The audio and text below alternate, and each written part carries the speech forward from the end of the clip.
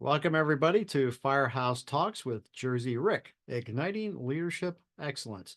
I'm Rick, and this is my co host, Emily. Hi. Welcome to episode number 5. Wow.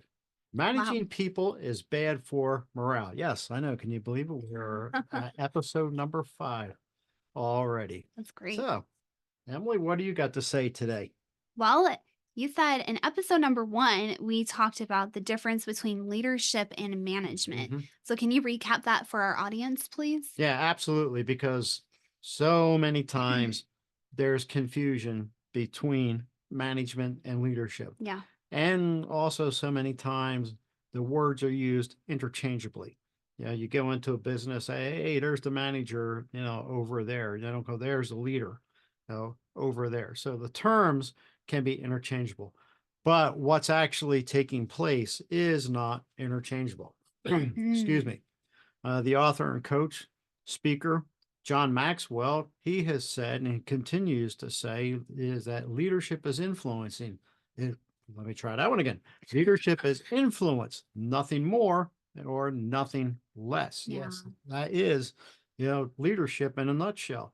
Now, I also like the definition from a former commandant of the Marine Corps, the 13th commandant of the Marine Corps, Lieutenant General John A. Lejeune, when he said leadership is the sum of those qualities of intellect, human understanding, and moral character that Yep. enables a person to inspire and control a group of people successfully. Mm. And I was, I like the inspire them because it's not yes, controlling them. You're inspiring them through your leadership. yeah, absolutely. And that's different also from motivation. Yeah. And I'll continue here too in a moment about the differences between leadership and management. Oh, I remember a conversation several years back with one of the lieutenants on my shift when I told him, I says, yeah, I can't motivate you. And he said, what? And I said, no. I said, I could create an environment that appeals to you and then that inspires you to be motivated. Yeah. So there's a difference there between motivation, control, and inspiration. Mm. But following on to what you're saying, Emily, about control, is there's a lot of people who think, oh, I'm now the boss. I've got stripes on my arm or I've got collar brass here. You know, I control you. Yeah, there's so many micromanagers out there, and Yeah. I myself have personally experienced that as well, and as Mm, I know you have as well yes, too. you're right. Boy, we could have a whole different conversation about We could. micromanagers, but to get back on track about Yeah. the difference between, management and leadership.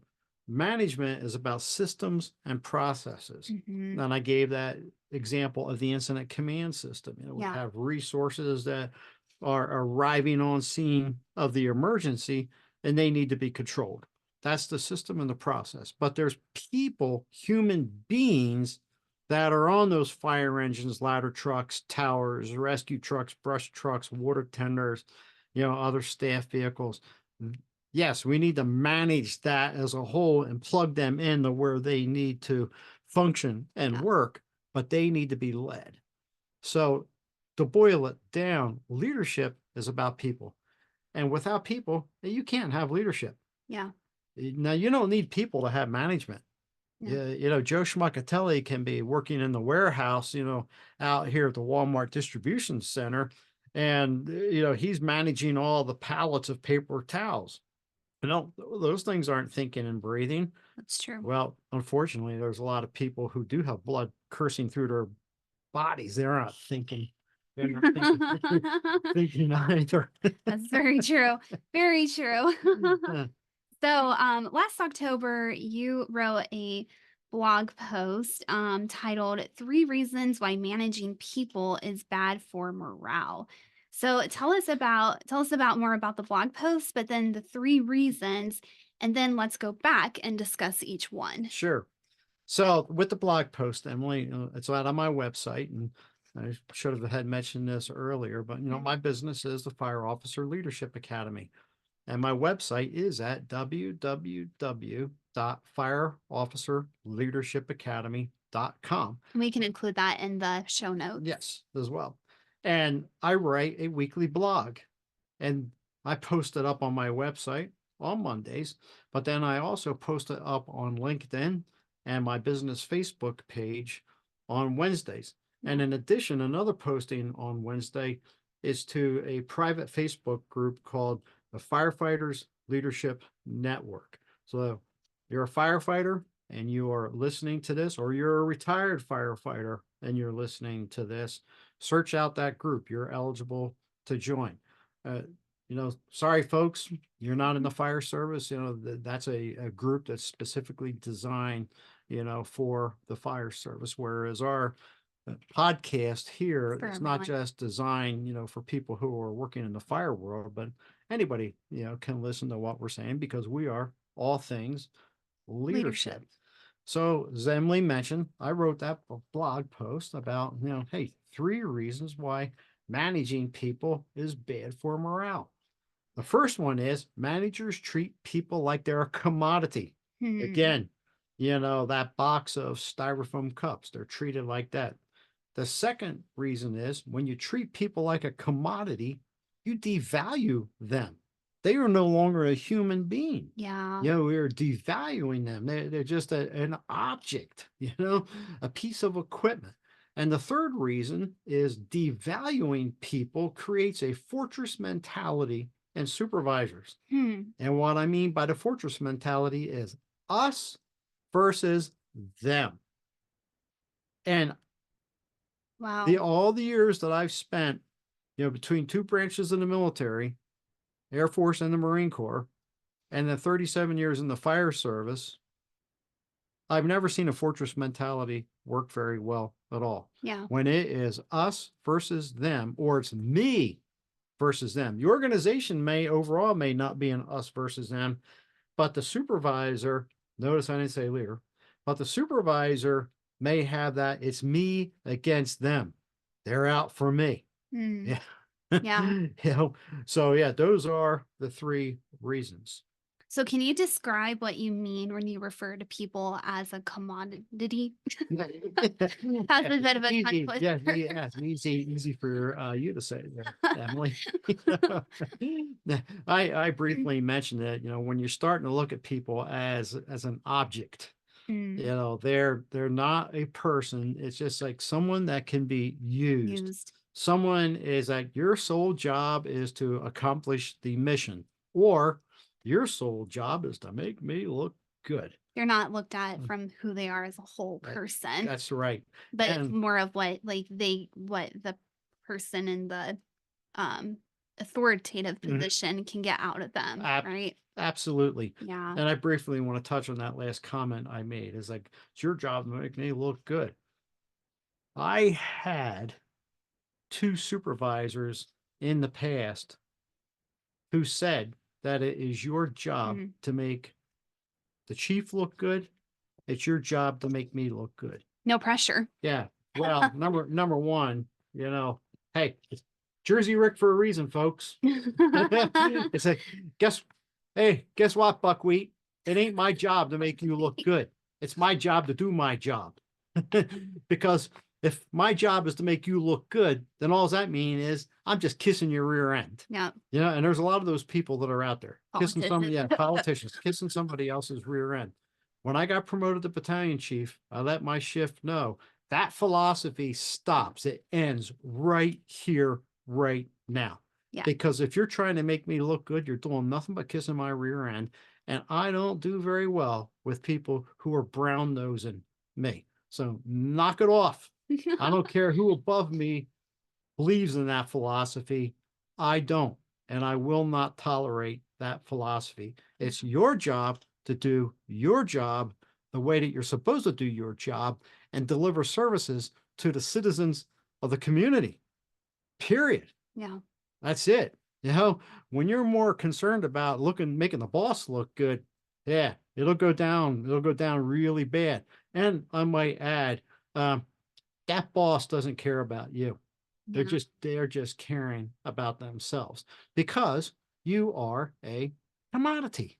Yeah. You are a commodity that can be used to make the boss look good. Wow.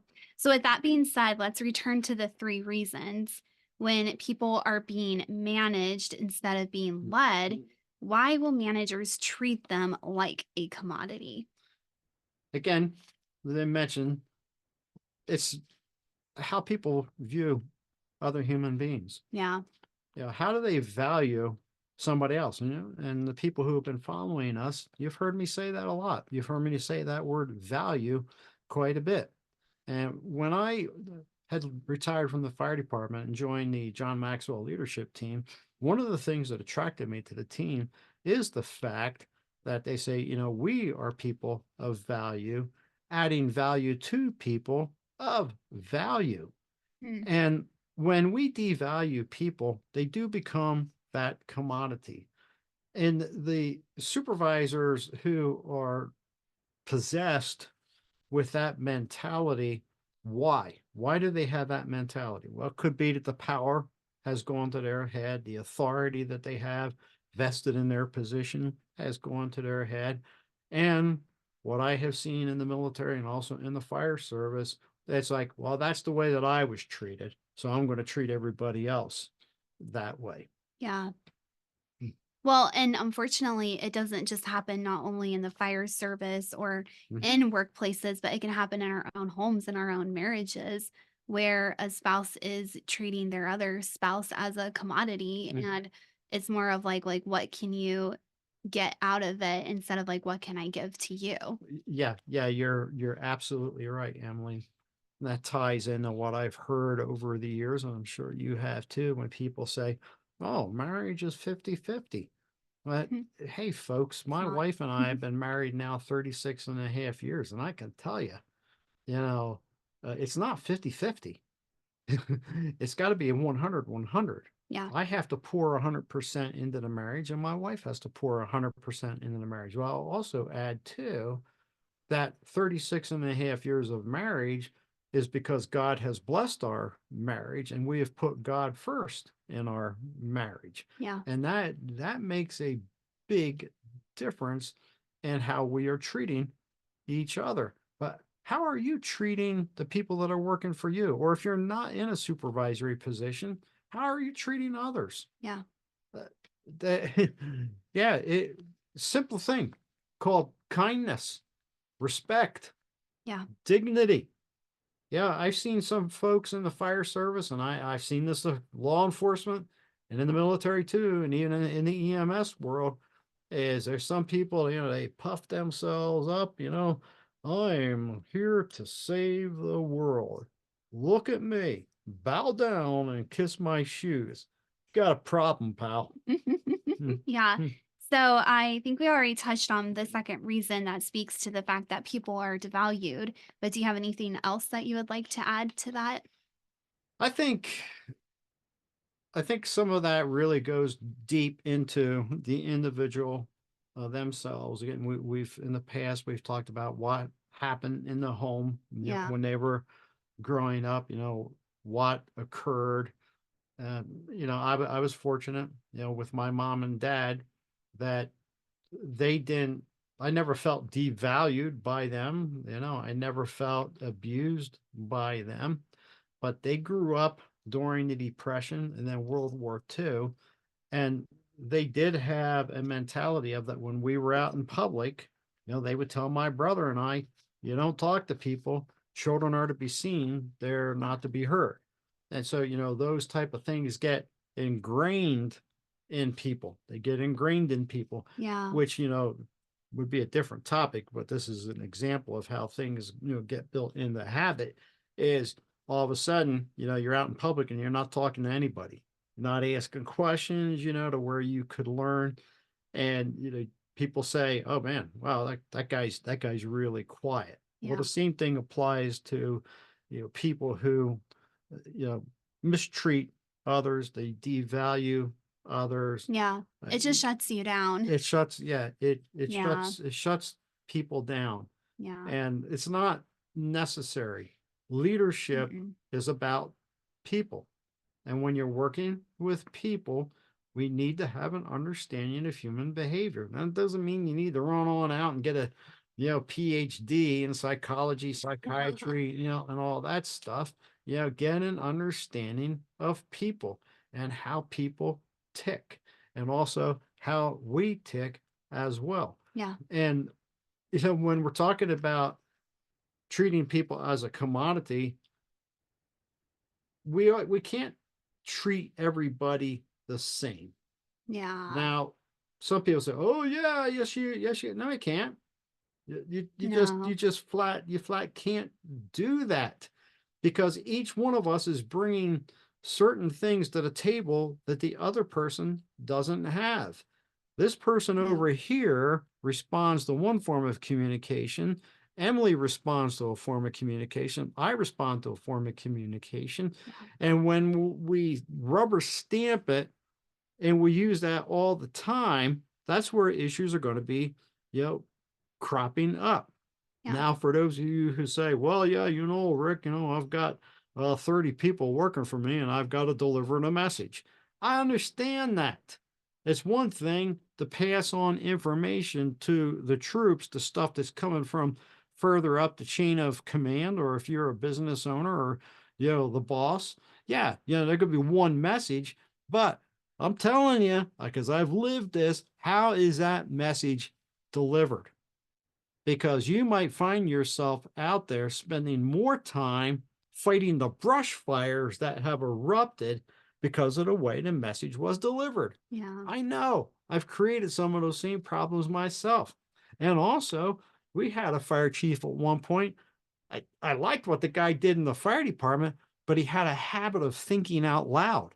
Oh no. Yes, he would think out loud, and That can be people dangerous. it was very dangerous because people would get focused on, you know, something he said in the first 30 seconds, and as he's thinking it out, he comes back around and has said, "Well, I was just thinking whether or not we should do that," but they're stuck. And then Mm. what we as the battalion chiefs found is like we were spending a lot of time following up on just that one statement Wow. because of how that message was delivered because he was thinking out loud. Playing out more fire. Yeah, yeah, and this is kind of a crazy example, but it's like, what do you mean we're going to paint the fire engines pink, with black and white polka dots? And then I got there. The man didn't say that at the end. He was just thinking out loud. You know? That would be a sight to see. I mean, I like pink, but I Yeah. don't think I could see pink on a Yeah. fire engine. So, yeah. So coming back, that if you're treating people like a commodity, Yeah. you're not even going to worry about, how that message was received. It's just like, well, that's what was said. You just live with it. Yeah. No questions Yeah, no asked. questions asked, Yeah. put on your big boy, your big girl pants, Yeah. and move on. Hey folks, it doesn't work that way. Yeah. Yeah, it doesn't. I spent a lot of time out there in the firehouses, and I know how people react. And so watch what you're saying and don't treat them like a commodity. Yeah. They're not something you can run down to Walmart and buy. Yeah, absolutely. So, your third reason why managing people is bad for morale says that it creates a fortress mentality and Mhm. supervisors. So, what do you mean by this? But that fortress mentality, and I briefly mentioned it earlier, Mhm. is that me versus them or us versus them. Yeah, when you get to that way, the supervisor, the boss, y- eventually it's like, well, I'm the one, I'm the supreme leader, Yeah. of the organization, of the shift, of the station, of the team, whatever it is, wherever they are at. And those people know it. Everybody out there knows it. They know that this person is unaccessible.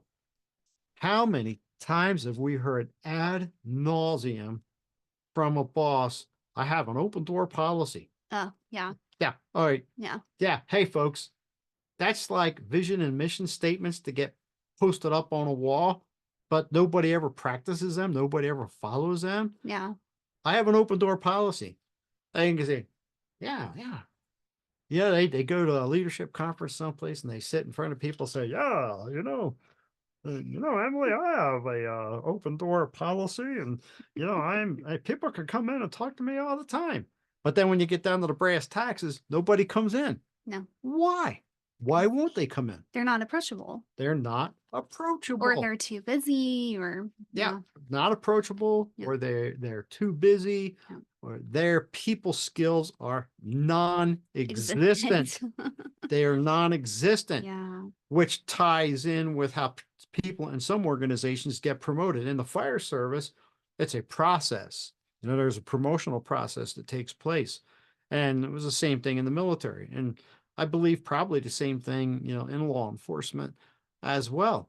But out in the private world, many times it's like, wow, Emily's doing such a great job, with working with the widgets. We need to promote her. And so now Emily gets promoted and she's never had any type of leadership training. She's not familiar, with how to really communicate with larger groups of people, and things start to go south.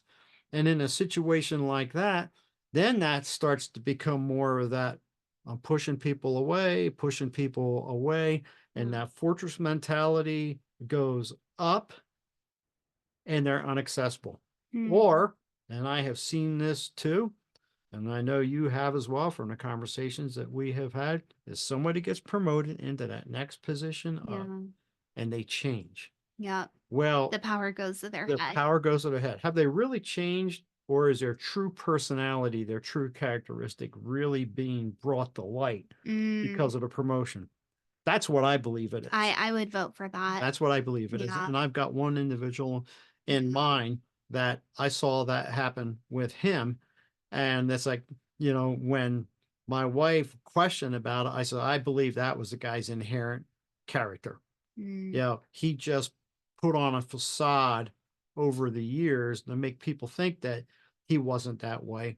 But then when he got it, hey, if you got to constantly tell people, I am the lieutenant, I am the captain, I am the battalion chief, I am the sergeant, yeah. I am this, I am that. Like we know. Yeah, we know, no fooling. Well, I'll tell you what, you ain't. You ain't the leader. If Yeah. you got to constantly run around and tell people I am, well, you are somebody who definitely doesn't have confidence in their abilities. And you are somebody who is trying to manipulate and control others with your Totally. rank, title, or position. That's not leadership. And that creates that fortress mentality. And then you sit around and say, oh, they love me. It's like the monkey corporation, that vertical corporation. The leader monkeys, or let's put it this way, the management monkeys up at the top of the tree are looking down at the monkeys below, and they're smiling and they're laughing down there. And the management monkeys say, isn't it great? All of our employment monkeys, they love it here. Look at them. They're down there. They're having a good time and they're laughing. Then you go down to the bottom of the monkey tree in the monkey corporation, and you find out what the worker monkeys really are laughing at. They're looking up, and all they see is a bunch of rear ends from the monkeys up above them. That fortress mentality creates a gap. And when there's gaps, folks, there are problems. Absolutely. So I think we've touched on like what might be some other problems created by managing people and not leading them. Is there anything else you'd like to touch on that topic? I don't think so, not for this episode. Okay. So we talked about this, I believe, in episode 1, but let's rehash again. Is there ever a time when leadership and management blend together? Yes, it is. It can blend together. And that example that I gave earlier in this episode of an emergency scene where there's a number of resources that are coming together, and I needed to manage those resources, because it's a system, it's in Yeah. a command system, that's a process. Now I had a tactical worksheet that's part of that system, part of that process, but they're human beings that need to be led. So that's the time where they come and they blend together. All right. So, in summary, Dad, what steps do you recommend for people to become better leaders? Get over yourself to begin with. Hmm. You're a human being just as much as they are a human being. Yeah. If you are in a position of authority, that's a trusted position. And depending on your organization, whether it doesn't matter whether it's governmental, you're in the military, you're in law enforcement, EMS, fire, you're in non-governmental, it's whether it's a church organization, a nonprofit, or you're in a profit for corporation. Get over yourself. Leadership is a privilege. So it starts right there. We got to do an assessment of ourselves. How do you value people? Ask Mhm. yourself that question. How do I value other people? Yeah. And then you have to pour into yourself. Hey, people in the fire world, you might go to a one-time fire officer development class, and then that's it. Some of you out there in the fire world, you don't even get to do that. The opportunity is not there for you. Listen, folks, leadership development and training is not a one and done thing. Yeah. Now, I retired from the fire service almost 4 years ago, but I still pour myself into self development. I mentioned the John Maxwell team. As a member of the John Maxwell team, I have an incredible amount of resources that are available to me. I have mentorship calls that I get on 3, sometimes 4 times a week. I have a business coach. I'm going to a 3-day speakers boot camp to learn how to speak better. I'm a member of Toastmasters. And so these are some of the things that I do to keep myself up to speed, keep myself relevant, and improve myself. So listen, it's constant improvement. Yeah. Look for opportunities to improve yourself. Get somebody in your life that can mentor you or coach you. Now, lots of times in the fire service, we tied those two together, coaching and mentoring, one and the same, but they're not. They're not quite the same. And if you want to Yeah. learn more about that, reach out to me, and and we can have that conversation. But it's always about improving yourself, being better. Fill up the mug so you could pour it back out. Mm. If that mug's not getting filled up, it's going to evaporate and you're going to turn into a dry mug. So, Absolutely. I yeah. really like that it's a learned continual journey Mhm. and don't stay complacent. Mhm. That just because you're in a leadership position and you've taken classes means like you're a great leader. Like Yeah. it is a constant daily thing. Mhm. And it's just like our walk with Christ. Like we're supposed to just keep growing and learning more about him and falling deeper in love with him. And it's just the whole life journey itself is it's just continual. And if we just stay complacent, like where is that going to end us? Mhm. That's right. So, anything else you'd like to add, Emily? I think that's all I have for Okay. today. Well, thank you everybody for joining us of this episode of Jersey Firehouse Talks with Jersey Rick, and we'll see you on the next one. See you Bye. later.